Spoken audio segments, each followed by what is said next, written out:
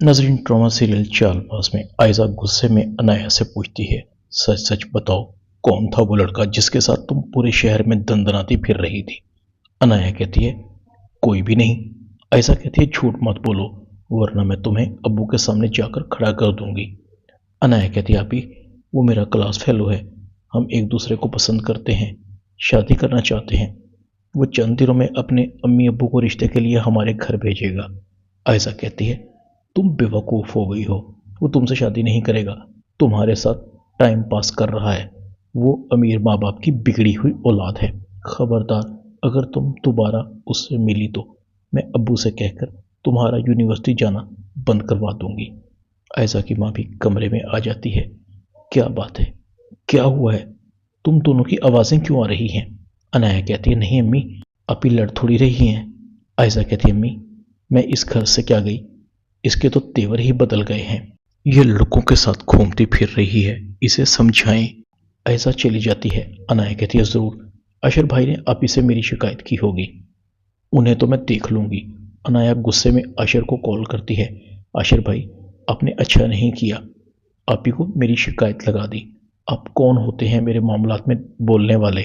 आइंदा अपनी हद में रहें। अनाया कॉल काट देती है। अशर कहता है, ये अनाया को क्या हो गया है और मैंने कौन सी शिकायत की है? इसका मतलब है कोई ज़रूर ऐसी बात है जिसे भाभी भी जानती है, इसलिए वो अनाया को समझाने आई होंगी। अशर फौरन अपने चचा के घर आता है और अपनी चची से पूछता है, चची, अनाया किधर है? मुसर्रत कहती है, खैरियत है बेटा, अनाया ने क्या किया है? आशिर कहता है, उसका दिमाग खराब हो गया है। आशिर अनाया के कमरे में आता है। आशिर अनाया को कहता है, अब बताओ, तुम मेरा दिमाग दुरुस्त करने का कह रही थी ना? उस दिन भी तुमने मुझसे बदतमीजी की। मैंने तुमसे सिर्फ इतना ही पूछा था कि तुम यहाँ अकेली क्या कर रही हो। क्या मैं तुमसे नहीं पूछ सकता?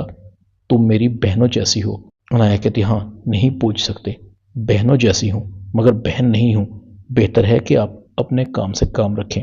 आशिर गुस्से में था, गलती हो गई मुझसे, मैंने तुमसे पूछ लिया, आइंदा कुछ गलत कर भी रही होगी तो नहीं रोकूंगा।